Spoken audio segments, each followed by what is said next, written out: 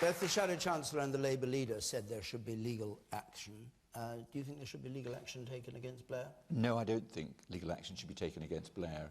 He was the Prime Minister at the time. He had to make incredibly difficult decisions about what to do at the time when the world was in flux because of 9/11 and the pressures that created. He made a decision, honestly, in what he believed to be the best interests of the United Kingdom. He may have got it wrong, but it was honestly in the best interests, as he saw it, of the United Kingdom.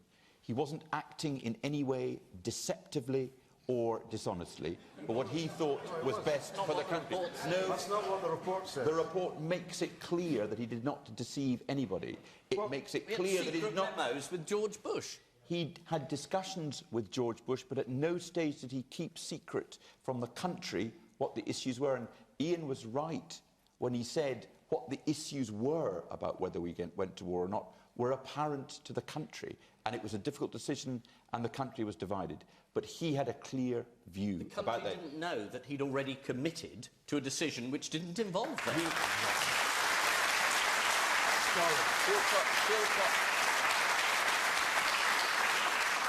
The John Chilcot's report finds that there was no secret agreement to go to war. He made it clear that he would not go unless there was proper authorisation from the United Nations, which he believed that he had from Resolution 1441. Charlie. But just... What about I will be with you, whatever? He says, I will be with you, whatever, in that memo in July. What does that mean? He says, but he then sets out a basis. I will be with you, whatever, but this, and this, and this. But he didn't say... Actually, let's not let that lie be written into the record. They're saying that the next word is but. Yeah. But the next word isn't but. There are a series of things to sell it that Blair then suggests. I think the next word actually is but. I think it is but. It is but. Charlie, unfortunately, it is but. I know. Sorry. The next word is but. But it doesn't matter. But it doesn't matter. There's no qualification to the word whatever. Whatever. All right. The position... All right, come to the war crimes issue. Yeah. Because can you answer that one? Yes, Do you think he should yes. face criminal charges? Charlie used to be his flatmate, but you don't have to hide his dirty laundry any longer. You're a grown man now. He is already facing legal action. The families of the bereaved, the bereaved families of the soldiers are right now sitting with their lawyers, preparing legal actions for the loss of their children or husbands through his recklessness and negligence and misuse of public office, malfeasance in public office. Do you think that's the way to go, not through the courts, not through the The Hague? ICC has said they won't take the case. Do you think they're right to say that? No, I think they're wrong to say it, and I think it will be challenged. So the Hague should say that it is a criminal offence under international law to go to war. I believe the only proper place where Tony Blair should be talking about the war is in the dock at the Hague. Right. That's what I believe. I'll come back to the man. The Russian nationalised defence industry will thrash us if it comes to a straight fight, because we spend an awful lot of money on rubbish. You can listen again to any shows at bcfmradio.com and leave comments about your favourite programmes. BCFM 93.2, your interactive station, 24 hours a day. Now, the Chilcot Report, International Criminal Court, Martin, says it will not investigate Tony Blair, but it might prosecute the soldiers. And it said this before. This is on Sunday the 3rd, last Sunday. The International Criminal Court made it public that there's no chance that Tony Blair is coming anywhere near the place. Well, I mean, the Chilcot Report is like a curate's egg. It's good in parts, isn't it? Certain aspects of what have been said in the sort of establishmentese in which the report is written have been revealing in the sense that, you know, they're stating the obvious, really, but at least we've got an official statement of the obvious. Now, underlying all of this, of course, is the fact that there weren't mistakes made. It wasn't a mistake. It was a crime. It was a preconceived, premeditated crime. Now, Lord Stoddart mentioned this memo from get rather right way from Blair to Bush in the bombshell document, which you can find online. There's smoking gun emails. I think that's probably one of the headlines to look for, and I'll put it up on our webpage at thisweek.org.uk. In the bombshell document headed Secret Memorandum for the President, Colin Powell tells Bush that Blair will be with us on military action. It adds that Blair was preparing to act as a spin doctor for George Bush, who is told the UK will follow our lead. What's been established here is that Blair agreed to go to war with Bush whilst he was trying to tell Parliament that he was looking for a second resolution from the United Nations. In other words, he misled Parliament. And Alex Salmond, I believe, is going to bring forward an impeachment motion in the House of Commons against Blair on that basis, which could, in theory, lead to him being imprisoned, although I don't think there's been an impeachment motion in the House of Commons since the 1800s. Peter Oborne in the Daily Mail has been doing some excellent work on this, and he's explained that there was the Cabinet Secretary of the time, whose name is not, I can't see immediately. Oh, that's right. Jeremy Hayward was having these kind of informal meetings, like round a coffee table, which were not minuted with Tony Blair in order to try and steer the war through. Well, exactly. We were talking earlier about cabinet government and so on. That's the whole point about cabinet government, is that there are minutes and they can eventually be read. But if you don't take any minutes in these meetings, then of course the decisions are not really accountable decisions, are they? Back in 2003, it was the task of Cabinet Secretary Richard, now Lord Wilson, to ensure that the traditional standards of government were maintained, yet he was frozen out by Blair's inner team of cronies. These included the former Daily Mirror journalist Alistair Campbell, ex-diplomat Jonathan Powell, and Angie Hunter, an old childhood friend of the Prime Minister. Well, now, this sounds like a war which was almost cooked up down the pub. Yes, it was actually cooked up in the United States of America.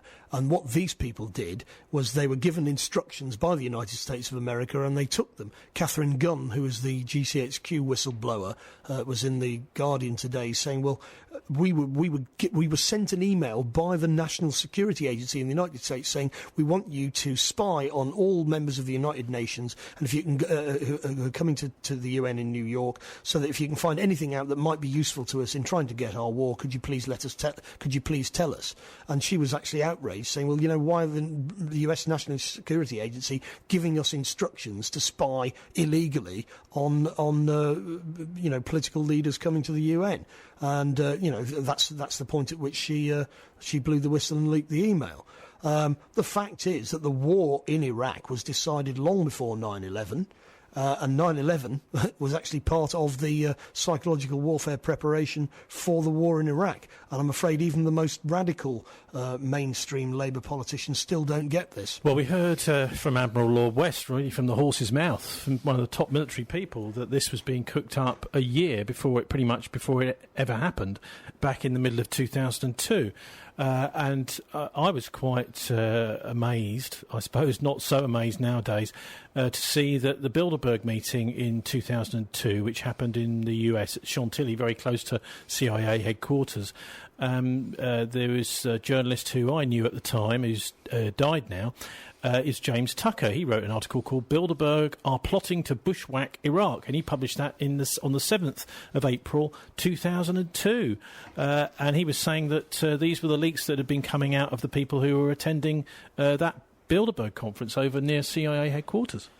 General Wesley Clark in the United States, who's a pretty hawkish character, but he's on the record as saying, well, I was told after 9/11 that we were going to invade 7 countries, Afghanistan, Iraq, Libya, in 5 years. In 5 years. And we've pretty much stuck to the schedule as proposed. So this is a project... Apart from the fact that every time they invade somewhere, they get their backsides kicked, and therefore they get slightly deterred from the next madcap scheme. The project for the new American century, effectively, the neocons in the US. Yes. Well, that's right, and I think the Russian general staff are pretty clear about what they're up against. General Ivashov, who's in command of the Russian armed forces on 9/11, is on the record as saying, well, we know what happened there. That was an inside job, and the purpose of that was so that you could start a war in the Middle East and against all these other countries, and the ultimate goal, target of all of this is us and the Chinese. But you may have fooled your own public, you may have fooled your own low-level military, but you're not going to fool us. It's our job to know what you do, and we do know what you do, and you are aggressive chancers. Well, you're talking about, and they are. You're talking about the impeachment of Blair. This has been in one of these news reports this week about this. Triggering the process apparently requires an MP simply to propose a motion and support evidence as part of a document called the Article of Impeachment. If the impeachment attempt is approved by MPs, the defendant is delivered to Black Rod ahead of a trial. So in a way, it's the House of Commons being used as a kind of court of law. Yeah. A simple majority is required to convict, at which point a sentence can be passed. Last year, current Labour leader Jeremy Corbyn said the former Prime Minister could be made to stand trial for war crimes, saying that he thought the Iraq war was an illegal one and that Mr Blair has to explain that. He added, "We went into a war that was a catastrophe, that was illegal, that cost us a lot of money and cost a lot of lives. The consequences are still being played out with migrant deaths in the Mediterranean and refugees all over the region. It's believed that 2.6 million word report due to be published in July," that's just been published, that's Chilcot, "will not make any judgments on the legality of the war." But Martin, the International Criminal Court saying that they won't try Tony Blair, but the House of Commons possibly could. Yes, and don't forget the International Criminal Court is a very flawed institution. It's set up really only to prosecute people that the West doesn't like.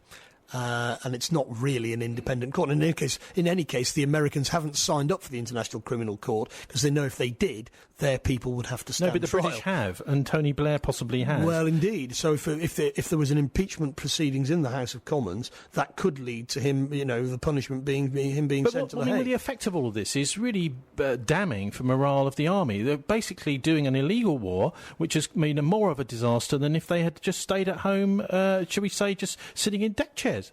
Well, the British military have allowed itself to become a mercenary force for the neocons in the United States of America. Well, hang on a minute, because actually the military have surely done the right thing here. If the democratically elected government tell them to go to war somewhere, they should do it. They shouldn't say, oh, we don't fancy this war. Well, I did mention this in the first hour, and I cannot remember the name of the head of the armed forces at the time. It was an Admiral Sir Michael Boyce. I've remembered now. Sir Michael Boyce. He was interviewed by Paxman about all of this, and he said, well, I insisted that the Prime Minister came up with a piece of paper that said that the war was legal. And then Paxman said to him, well, you knew that wasn't a really legal statement. He said, yes, but the point of that was that he's given me a piece of paper that says it's legal. That means he's to blame if it's not legal. This legal piece of paper, I mean, it's a bit of a joke, really, isn't it, that something hinges on that. But it was written by Lord Goldsmith at the time, very, very controversially, and also allegedly edited by Lord Falconer, who's one of the people who's just resigned from Jeremy Corbyn's cabinet, shadow cabinet. And his deputy, who's Elizabeth somebody, I can't remember the name, she resigned because he said this isn't legal. Now, what Paxman said to Sir Michael Boyce was, well, you knew that it wasn't a really legal document, and therefore, you shouldn't have agreed with it. He said, yes, but the point is that Blair would go to the Hague and not me. Now, I would argue that it was Admiral Sir Michael Boyce's duty as the head of the British Armed Forces to say, unless you can give me a legal justification for this war, we're not going to do it. Because in actual fact, the Nuremberg principle is absolutely clear. You are absolutely forbidden to obey illegal orders. And all modern training for officers includes Geneva Convention, Nuremberg principles, etc. So in actual fact, by agreeing to go to war on the basis of a document that wasn't a legal document, in actual fact, I don't think the soldiers do let themselves off. Sir Michael Boyce should have resigned at that point and refused to do what Blair was asking him to do. That was his duty as the commander of Britain's armed forces. He didn't do it. He went away for a nice retirement and no doubt a big pension at our expense. But lots of other people didn't come home. Martin, some people are saying that this is actually part of a much bigger plan, something called the Yinon Plan, which is from 1982. An Israeli general decided that he wanted the Middle East balkanised. Yes, I mean, there's a congruence between the desire to capture resources of the project from the New American Century in the US, the City of London and Wall Street and all these people, the military-industrial complex, and the particular geopolitical needs of the Israeli state. They want to create war and conflict within the countries around them so that they can rule the roost, basically. And if you think back to apartheid South Africa, bad as it was inside South Africa, the real criminality of the apartheid regime was the wrecking of Mozambique and Angola through interference by South African and Western subversive forces, which led to the deaths of millions. And, of course, the destruction of the Middle East by the Israelis working in tandem with the Americans and the British is, I mean, and don't forget this is part of the world where half the population is under 25. We are creating a time bomb of bitterness and resentment towards us. And I hope if any of those people, that's why we demonstrated, to try and show those people we're not going along with this. We're being dragged kicking and screaming. And I think people in the Middle East appreciated that. Yeah, Lord Faulkner was on BBC's Question Time last night, and I do sometimes despair of the BBC with all the massive resources that they've got, that they didn't put the question to him about why did you alter the legal advice to make it look as if there was a proper case for war. Anyway, he was defending Tony Blair's decision to say, well, actually, he thought that removing Saddam Hussein was the right thing to do, and he got an absolute pasting from the audience at Question Time. But ultimately, there has been no kind of real legal decision about anybody that's been involved in these massive amount of deaths and this appalling military intervention. Ultimately, though, I talked about this Yinon Plan. What do you think is the chance that actually what we're getting people acting to an Israeli general's orders rather than to anything to do with democracy? Well, the Israelis have their own agenda, so they of course have tried to provoke the Western forces into conflicts for their own purposes. So in the 1950s, in the LaVon Affair, bombs went off outside British and American consulates and so on in Egypt, which were blamed on Islamic extremists in order to try and make the Egyptian government persona non grata with the Western powers. The Egyptian police captured the perpetrators. They were Israeli agents. And the Israelis have always operated in that way. They go around creating conflict in order to drag the bigger powers, the Western powers in particular, into sorting out their problems for them. They wanted Saddam Hussein taken down, and the Americans and the British, not the French and the Germans, obliged. But, of course, there were other forces at work. Who wanted, it's not, the Israelis don't determine everything to do with Western policy. It's an alliance, the real axis of evil, which is the right wing in Israel, the United States and Britain, in which I include Tony Blair. It certainly seems to benefit the state of Israel having a kind of chaotic Middle East around it, doesn't it? But we've just seen, I mean, obviously there's a lot of accusations, fingers pointing at the Israeli government saying what you're doing to the Palestinians is a form of apartheid, which is every bit as bad as what South Africa was doing in the 1980s. And that was overturned. That was a successful movement to boycott South Africa. There is also a building movement to boycott Israel, and as a result of that seen as a threat by the Israeli government, by people like Netanyahu, rather than dealing with the racism within their own country and within their own government, what they're doing is actually is this week on a charm offensive going all around Africa, Netanyahu, trying to charm the African leaders to voting pro-Israel at the United Nations. Yes, and he's giving these various dictators in Africa, many of which are supported by our own government, various incentives to support him. Of course, just as I made the point earlier, the real crimes of the apartheid regime were not in South Africa itself. They were in the countries surrounding South Africa, which were completely devastated. Mozambique and Angola have still not recovered from the devastation inflicted on them by the apartheid regime in that era. And, of course, the Western intelligence services were right in there with them. MI6 and CIA in the forefront, supporting Savimbi in UNITA in Angola and Renamo in Mozambique. Back in 2003, one of the really principal people who resigned from Tony Blair's cabinet was Robin Kirk, and it wouldn't be complete talking about Iraq without hearing from him.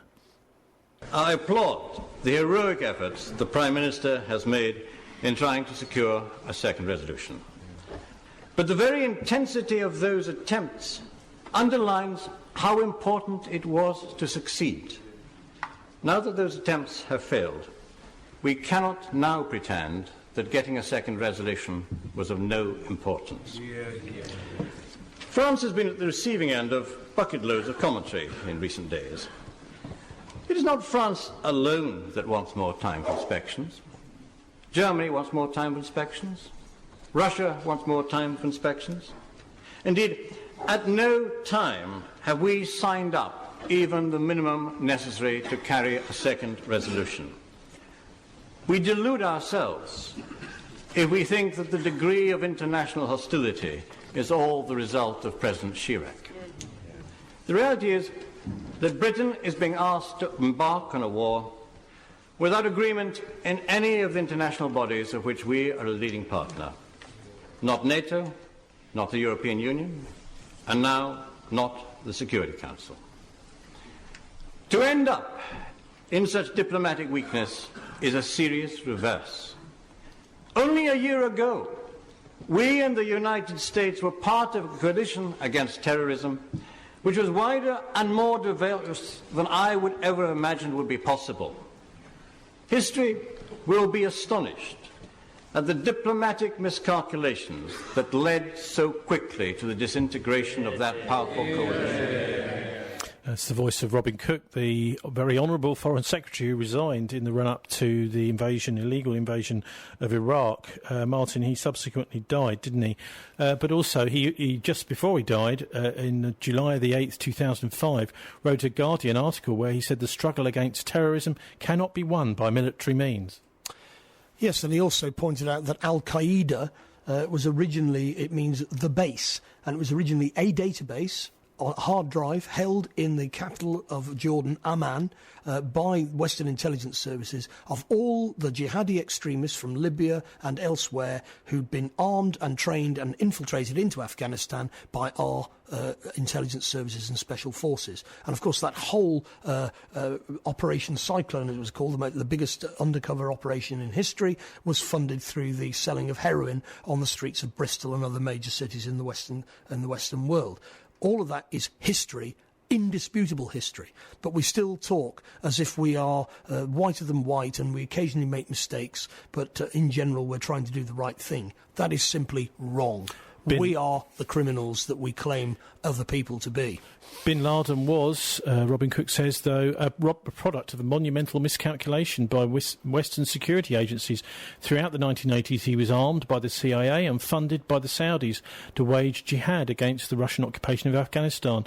Al-Qaeda, literally the database, was originally the computer file of the thousands of mujahideen who were recruited and trained with help from the CIA to defeat the Russians. Inexplicably and with disastrous consequences, it never appears to have occurred to Washington that once Russia was out of the way, bin Laden's organisation would turn its attentions to the West. So, fascinating bit of insight from Robin Cook there just a few days before he died. Yeah, but it's also, to my mind, a limited hangout. Al-Qaeda remained a creature of the West. Remember, this is 2000. Martin, just a minute, because remember, this is 2005.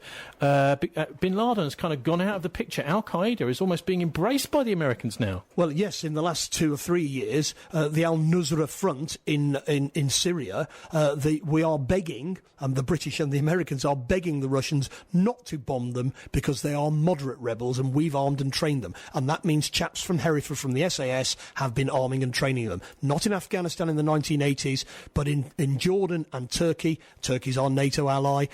Jordan's our Middle East ally. The Saudis are our allies. We armed and trained ISIS and Al-Qaeda to try and overthrow the government of Bashar al-Assad. So not only have we learned no lessons from the 1980s, I would put it to you that virtually all of these jihadi groups are in fact still under the control of the Western intelligence services. They were under their control in the 1980s. They are still under their control now. The Saudis cannot move without the support of the British and the Americans. And the Israelis, of course, are very much in bed with the Saudis. And so when Jeremy Corbyn the other day said, he said, we do not blame Muslims around the world for ISIS any more than we blame Jews around the world for the misbehaviour of Israel. And there were howls of outrage from the pro-Zionist He didn't lobby. actually say ISIS. He said groups like ISIS. He was talking about these jihadi groups. Yes, so in other words, there was then howls of outrage from the Zionist lobby saying, how dare you compare the state of Israel with ISIS and jihadi groups. But the fact is that the Israeli military, the British military, the Turkish military, the Qatari military, the Saudi military have all been supporting these jihadi terrorists. In actual fact, they've been coming into Israel to have operations, bullets removed, etc., and then been infiltrated back into Syria. So it's a perfectly legitimate point to make. And of course, what Cook is doing there is he's speaking within the mainstream, where you can't actually call a spade a spade. The fact is that virtually all jihadi terrorism, both internal within the Middle East and within our own countries, is still, to my mind, virtually entirely under the control of Western intelligence services. Not entirely, because these things are never completely fixed. But that's what we've seen in Syria over the last 3 years makes it absolutely clear. OK, one of the most important intelligence insiders in the run-up to the illegal invasion of Iraq is Susan Lindauer. She suffered a year in jail to keep her out of the way and was threatened even with being drugged to become a permanent zombie. Let's hear now from an interview which we'll be hearing in full at 12 noon next Tuesday here on the Dialect programme. Susan Lindauer had quite a lot to say, particularly about what she thought about Tony Blair, Jack Straw and David Kelly.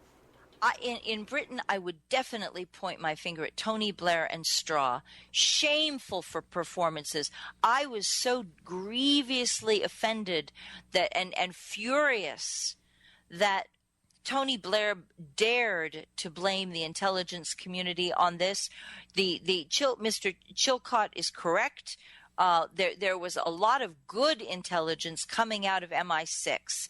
Good intelligence warning them exactly what was going to happen. The consequences were well anticipated, but Mr. Kelly, for example, is a good example of somebody who paid the ultimate price, who was suicided to keep him quiet, to protect Tony Blair. I'd blame Mr. Tony Blair for Mr. Kelly's death, frankly, and it was a disgraceful performance. These leaders who demanded the war, who forced our country into the most devastating conflict, which is continuing to burn and is going to continue to explode for the next 100 years. This is the turning point of history, in my opinion. The Iraq War is the turning point of history, and Tony Blair forced our country into war, our world into war, and then lacked the courage and integrity to take responsibility for his own decisions. And I know for a fact that some factions of British intelligence tried to warn them. And in an intelligence game, it's always about factions. So some factions are in power, some are on the outs, but the British government, as you can see if you watch just the Labour Party and the Tories fight it out on the floor in Parliament, you have a healthy democracy, a healthy community of voices that are chomping and loud, and they're noisy, and democracy is so exciting and so difficult because of those different voices. But I promise you, everyone was screaming for them to stop. There were a lot of voices, very smart people, saying exactly what Mr. Chilcot has said. They were treated abominably by Tony Blair. If you want the responsibility of office, you'd better be ready to shoulder the responsibility of the job. Susan Lindauer there, who was one of the back-channel negotiators in the run-up to the 2003 illegal invasion of Iraq. Martin, what she's saying there is pretty much, a lot of it is written in her book, Extreme Prejudice, the terrifying story of the Patriot Act and the cover-ups of 9/11 and Iraq. But she's saying there that actually some of the major channels, intelligence channels, were getting all the correct information. Well, that's right, and I think I remember seeing George Joffe speak, who was Britain's top expert on Iraq, and the civil service insisted that he had half an hour with Tony Blair before he went to war in Iraq. And I saw him speak, and he said, well, I went along to this meeting, and in the half hour I had to speak with Blair, I explained the complexities of the situation, the Sunnis, the Shias, all the problems that would ensue. And Blair turned around to me at the end of the meeting and said, but he is evil, isn't he? meaning Saddam Hussein. And this is the top expert on Iraq, was sent by the civil service to talk to Tony Blair, and all he wanted to know is Saddam evil? Yes, he is. That's all I need to know. Now, Susan also had quite a lot to say about Colin Powell as well. Colin Powell is a gentleman whom I despise. I put him into the same category as Tony Blair and Foreign Minister Straw. I visited him twice before his speech at the United Nations. I delivered him first the copies of the Iraqi peace option so that he would know what options were available. And the second visit, I communicated to him that the Iraqi exiles were fabricating wild lies, wildly inventing stories because they had no support inside Iraq. They desperately needed the United States to send soldiers to force their way into power because they would never have any chance of rising on their own. And so I said, we're being manipulated by the exiles because they have no natural constituency at home. They've been out of the country for 30, 40 years. Nobody knows them. All the Iraqi people know is that that the exiles supported the sanctions. The sanctions are hated. The exiles are hated. They've got no future. And so they are fabricating information because they have no other way of getting back into Iraq. And I was dead on the mark accurate. Let me tell you what Colin Powell did. Colin Powell turned that information over to the FBI. When he decided to whitewash the blood and dirt off his cowardly uniform, on September 8th, 2005, he gave a powerful interview to a journalist named Barbara Walters, declaring that it was the mid-level people at the CIA who failed to speak up and warn him about the bad intelligence he was getting from Iraqi exiles. And except for the tiny little problem that I had done so, and he had turned my papers over to the FBI. That was that broadcast on September 8th. On September 17th, I was declared, quote, not competent to stand trial. So I had been accused of being an Iraqi agent for opposing the Iraq war because they said it was traitorous. I was committing treason because I had spoken out against the Iraqi war. But I was demanding my right to due process. I was demanding a trial. So what they declared was that I was not competent to stand trial, not competent to assist my attorney. And on September 23rd, 2 weeks after Colin Powell's speech, I was summoned into court and ambushed, ordered to surrender to prison without a trial or a hearing. And on October 3rd, I did, in fact, surrender to prison on Carswell Air Force Base. So the whole thing in a space of less than a month, from September 8th to October 3rd, I am cleared out of the way so that Colin Powell can go out and give his grand tour of pouting and petulance, declaring how bad the intelligence community was, that nobody came and told him, and it was our fault. It was never his fault. He's not responsible for this mess. Don't blame me. And I was locked up in prison for a year. So how did Susan cope a year in jail when she hadn't even had a trial? It was the most terrifying experience of my life.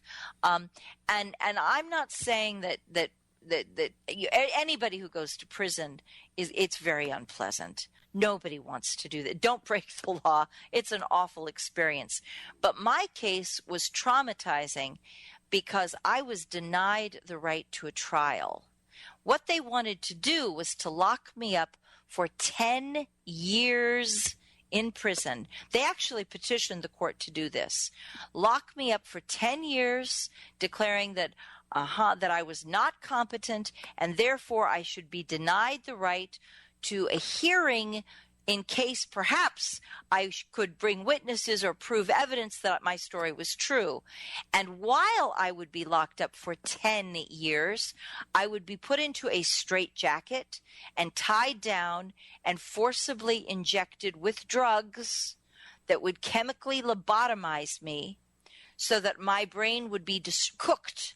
And I would be until I was so wrecked and ruined and physically destroyed that I would never be a threat.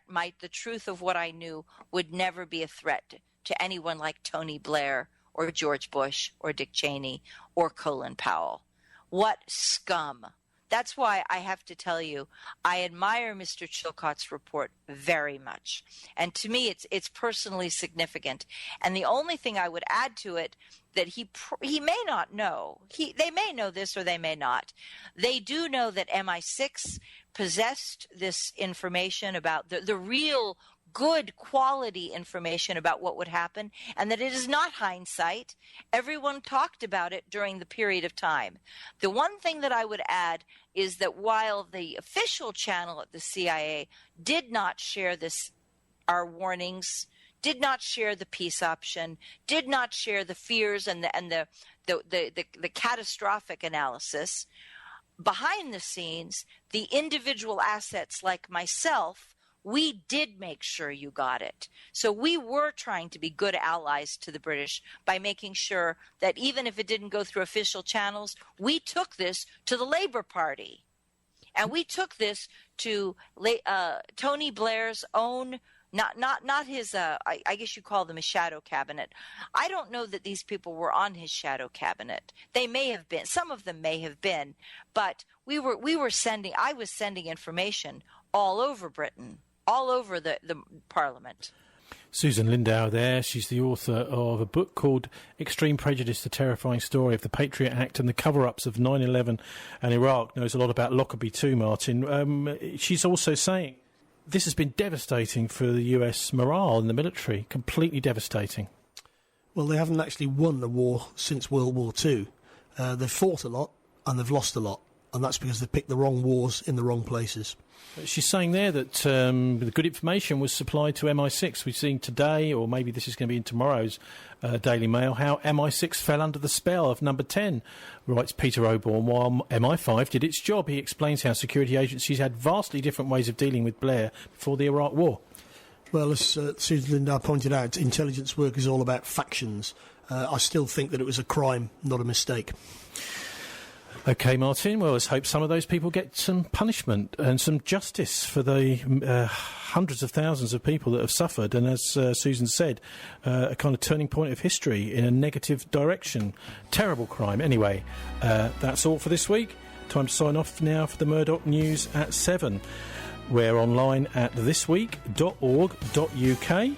And I'm on Twitter at Tony Gosling. This is Bristol. Do please join us on the Politics Show at 5 o'clock next week. And don't let the banksters get you down. And on your mobile. BCFM is an award-winning community radio station for Bristol, bringing you